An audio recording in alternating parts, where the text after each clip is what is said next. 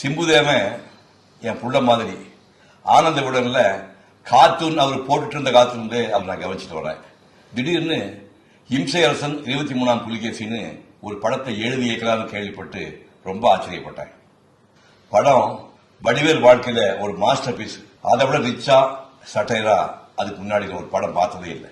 அடுத்து இரும்புக்கோட்டை முரட்டு சிங்கம்னு லாரன்ஸ் நாசர் இவங்க நடிச்ச ஒரு கவுபாய் சப்ஜெக்ட். இதுவும் காமெடி படம் தான். வசனம் காட்சி எல்லாம் சூப்பரா இருக்கு. இப்போ போர்ட் படம் பார்த்தேன். 2வது உலக யுத்தம் 1939-45 காலகட்டங்களில் நடந்துச்சு. 1943 ஜப்பான் நம்ம மேல குண்டு போட்ட சம்பவத்தை பின்னணியா வச்சு கற்பனையில் உருவாக்கப்பட்ட படம் இது. வானத்திலிருந்து ஜப்பான்கார குண்டு வீசுறான். தடையில பிரிட்டிஷ் ராணுவம் தேடுதல் வேட்டை நடத்துது. உயிர் பிழைக்கிறதுக்காக ஒரு படகு ஏறி தப்பிக்க முயற்சி பண்றாரு மீனவரான யோகி பாபுவும் அவங்க பாட்டி. இதே மாதிரி ஒரு ராஜஸ்தானி, ஒரு மலையாளி, ஒரு ஐயரு, அவர் பொண்ணு, சுபாஷ் சந்திர போஸுடைய அஜன்ய ஆர்மியை சேர்ந்த ஒரு ஆளு, இப்படி 8 பேரு உயிர் பிழைக்கிறதுக்காக அதே படகு வந்து ஏறிக்கிறாங்க. கடல்ல படகுக்குள்ள ஓட்ட விழுந்து உள்ள தண்ணி வர ஆரம்பிக்குது. இந்த 10 பேர்ல 2 பேர் வெளியேறா தான் மிச்சம் 8 பேர் பிழைக்க முடியும் நிலைமை.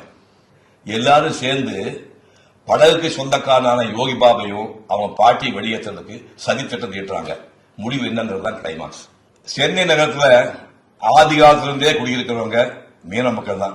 நாமெல்லாம் தமிழ்நாட்டில் பல்வேறு பகுதிகளில் இருந்து இங்க வந்து குடியேறி கோடீஸ்வரர்.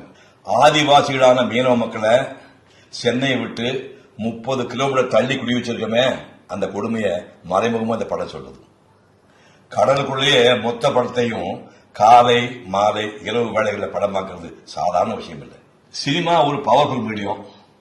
1940களில் நம்ம நாடு எப்படி இருந்தது, அன்றைய மக்களுடைய பிரச்சனை என்ன, எல்லாத்தையுமே சுவாரஸ்யமாகவும் காமெடியா சொன்ன சிம்புதேவனுக்கு என்னுடைய வாழ்த்துக்கள். துணிச்சலா இந்த படத்தை எடுத்த பிரபா பிரேம்குமாருக்கும் என்னுடைய வாழ்த்துக்கள்.